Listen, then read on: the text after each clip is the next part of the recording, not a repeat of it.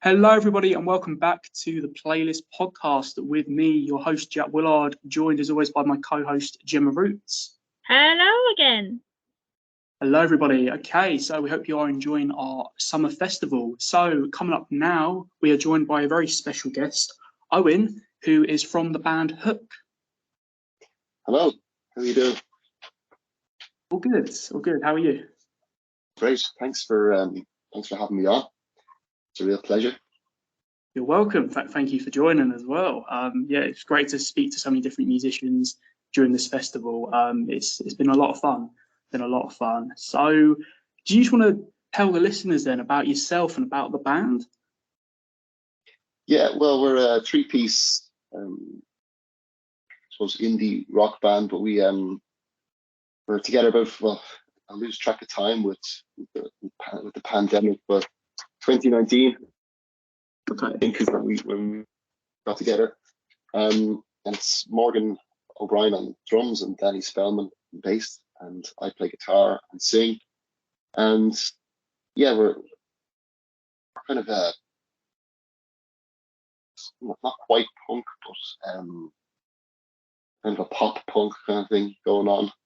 We get called all sorts of genres that we've never heard of, but it's easy to listen to. There's nothing too complicated in it. Straightforward enough.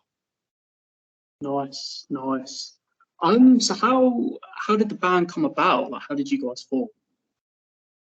We were all in another band together, and that band kind of didn't fall apart, but just kind of came to a natural kind of conclusion.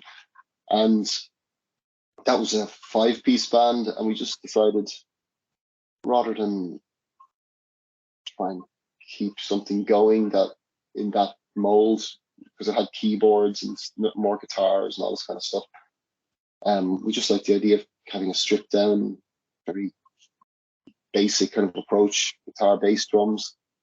And the two guys are huge punk music fans, so when I was saying, oh, we should just be like 3-piece, their eyes lit up.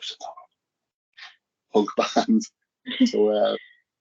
So they sneak elements in of punk music, and I sneak elements of other things in. So we end up having this weird fusion. But that's kind of how we started, and yeah, we've just been soldiering on since then.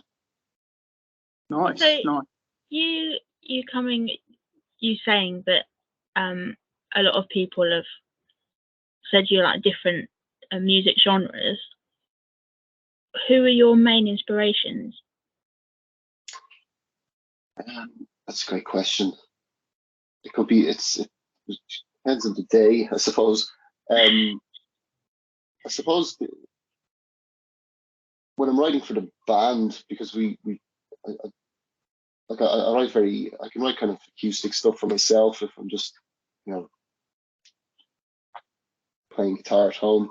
But writing for the band, I suppose, I just look at the kind of classic bands like Ramones or say even Lou Reed. The guys are into all these kind of obscure punk bands like the Queers and bands I've never even heard of. But I suppose a lot of it's kind of the older stuff, but then I find myself trying to find new bands all the time to listen to, because you don't want to be just one of those people that just listens to music from 20 years ago or 30 years ago. So lately I've been listening to Big Thief, the American band, and their kind of eclectic approach to songwriting is kind of sneaks its way into my stuff then as well. But yeah, I mean, I'm very much a product of what I listen to. I'm very unoriginal sometimes, but it's always melodic. It's always that kind of looking for the melody and looking for the tune. The tune's always first, and trying to get well, no pun intended, but the hook of getting someone in. So that's the goal. So we always look to bands like, say, Nirvana or Ramones or those very melodic bands, and they're the ones that do influence the most. But as I said, sometimes other stuff sneaks in. We're listening to. Nice, nice. Where you did the pun there with Hook, actually, that did make me think of this question. How did the name for the band actually come about? We just wanted something so simple, like just like a one word band name that, and importantly, had no meaning, had no reference to politics or wasn't a reference to an obscure film. We just wanted something that it's nice and easy to write down. It's nice and easy to put in a poster. And how we came across Hook, I cannot remember, but we had a list of about 20 names. It was just all one word all the way down. And I think we were gonna go as The Hook for a while, but then we just said, I'll just go with Hook, just keep it nice and simple. But it's so handy. In other bands I was in, you'd say the name of the band and people go, oh, what does that mean? And you'd have to justify it almost. Because this time you just say Hook and people go, oh, okay, that's fine, nice and simple. It's just to the point. So it's handy like that. As I said, it's easy. It looks good in the poster. It's nice and simple. Short and snappy and very memorable. Yeah, I think that was key. Just nice and short. Yeah, those big long names. I mean, I love long names of bands. I loved all my the 70s bands of Led Zeppelin and Leonard Skinner or Def Leppard or Iron Maiden, all those bands that kind of grew up with all the 2 words. And the natural inclination was to go with a 2-word name, but I was like, no, let's go with really short. So 4 letters is the shortest we could get it down to. Nice.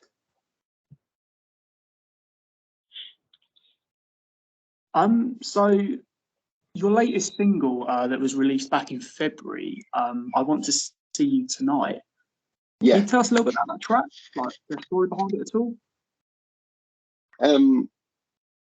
Yeah, all our songs, even if they're not, I always say our songs are love songs. Doesn't matter what the music is, it's kind of jarring or if it's whatever it is, if it's fast or slow. I always say our songs are love songs. So it's at the core it's a love song, but it's really just it's not the start of a lot of love songs are the start of a relationship. But this one's kind of at the kind of nice middle where you're in it and you're not really going anywhere. And that's kind of what the song is. And so it's not sexy, I suppose, in the movies. There's hardly any movies about a happy couple, just it's not very interesting, but to a happy couple it's very interesting in their lives because it's comforting and it's safe, and that's kind of what it is. I want to see it tonight, so you can still have that desire and that want to be with somebody. Even could be, as I said, you're right, as you said, the honeymoon period's over, you're in the middle of it now, and you can still have that excitement, and that's kind of what the song is. And it's just it's trying to be a positive song, I suppose. And that's we try to keep that fun side of things. So that was really thought behind it. Nice. So if you could pick one of the songs that you have written as a band, what one would be your favourite? That's a great question. I know, Phil Lynott, you've heard of Phil Lynott, the Lizzie singer. He, Irishman, he always said his favourite song was the latest one. That was his favourite song of his. And I think sometimes that's true because you have the thrill of it. You've just written it. It's exciting.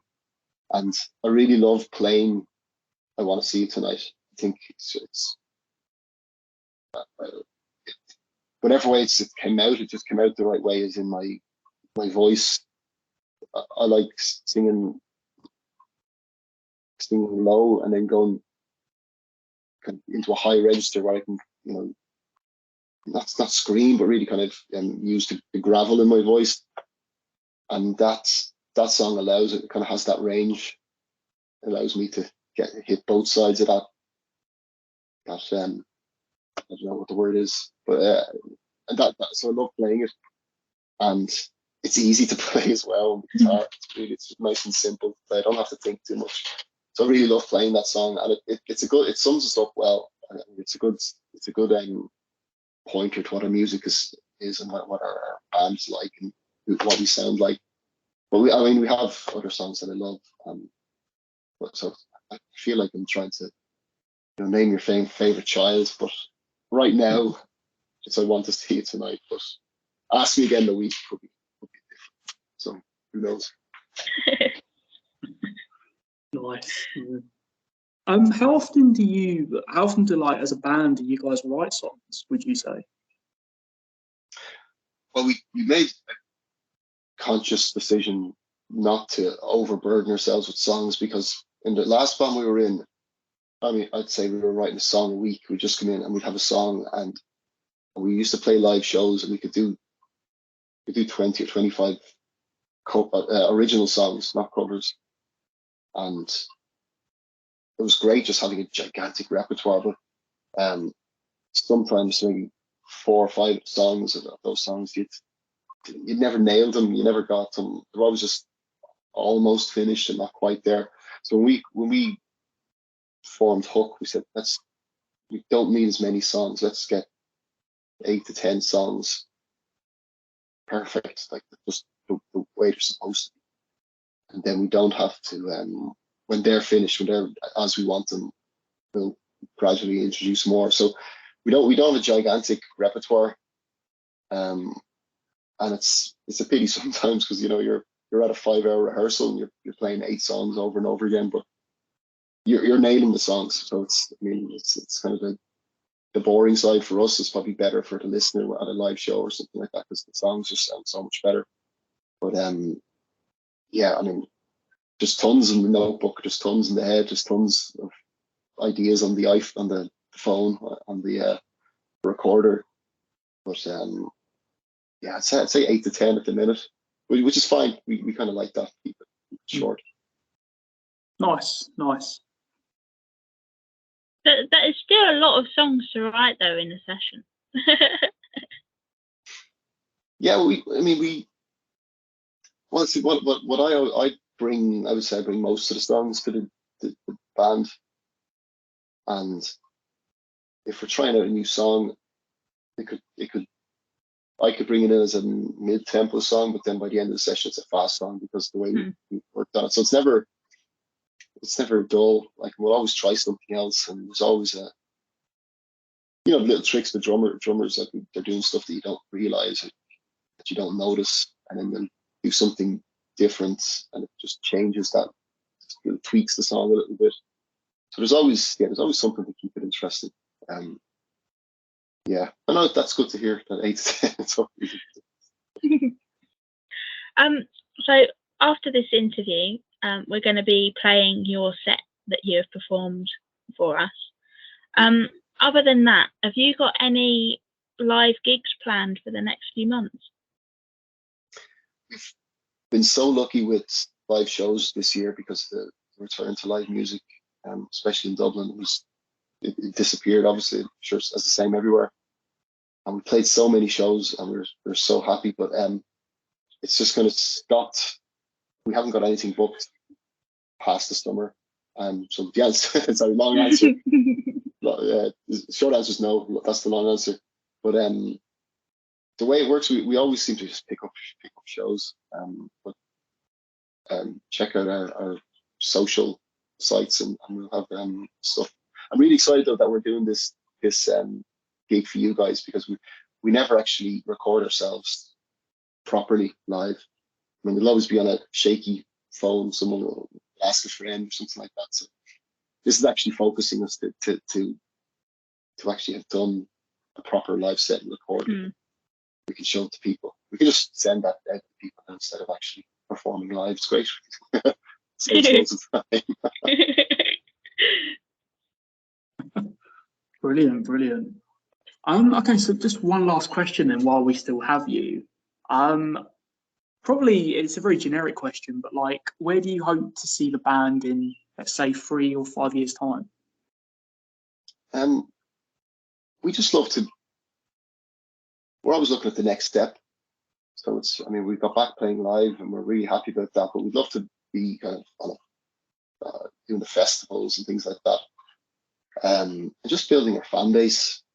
We love playing live, and we love recording, and we love doing all these things. We don't have we just love all aspects of it.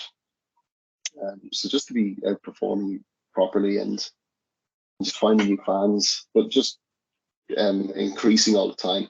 I mean, we're not delusional about. I don't think there's going to be record deals or anything like that. It's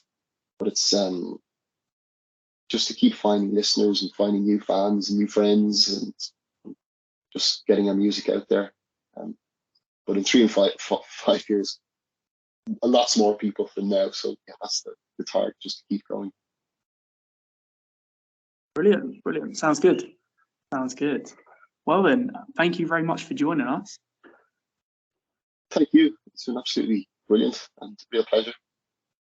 You're welcome. And thank you again for performing for us as well. And we hope you guys enjoy listening to that. So we'll join you next time on the Place Podcast and the Festival. Take care, guys. Goodbye. Bye. Bye-bye.